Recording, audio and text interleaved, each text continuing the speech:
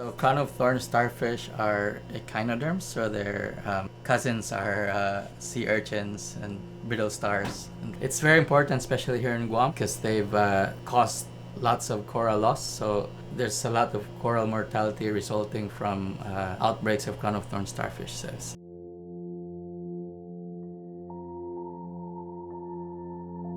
I did surveys starting 2003 to 2009, and we've seen outbreaks, chronic outbreaks up at the northwest, so around Tangisan, Haputu area. So they're a pretty big problem, and I've seen the coral communities change as well since outbreaks are unmitigated here in Guam, so there's no organized control program for Crown of Thorns Starfish here in Guam. So now we're trying to start a rapid response team of trained divers to cull Crown of Thorns Starfish outbreaks. So they're unique starfish that they have toxic, poisonous spines, over 14 arms, so 14 to 21 arms.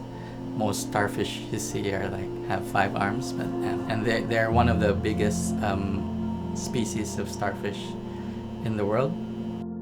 They eat pretty quick, so the size of their the central disc is the size of their stomach. So if they're half a meter big, they can kill a coral half a meter diameter.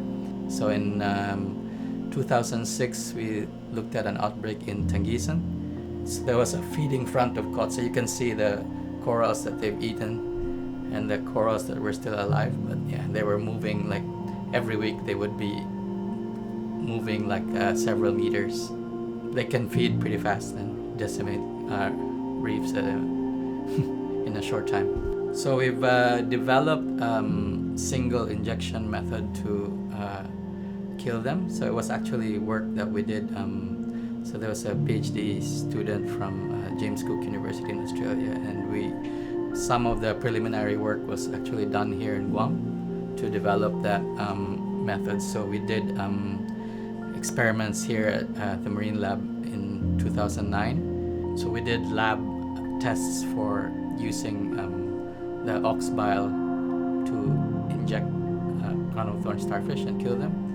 And so we tested that here, so just to make sure that it doesn't affect other species. It's used worldwide now. It's really made the control operations more efficient.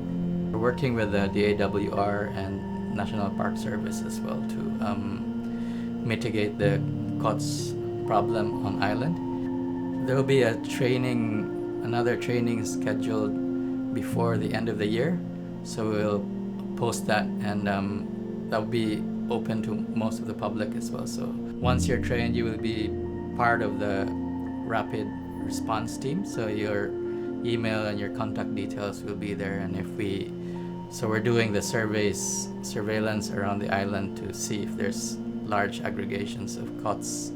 So we use that list to call up people, volunteers, if we do culling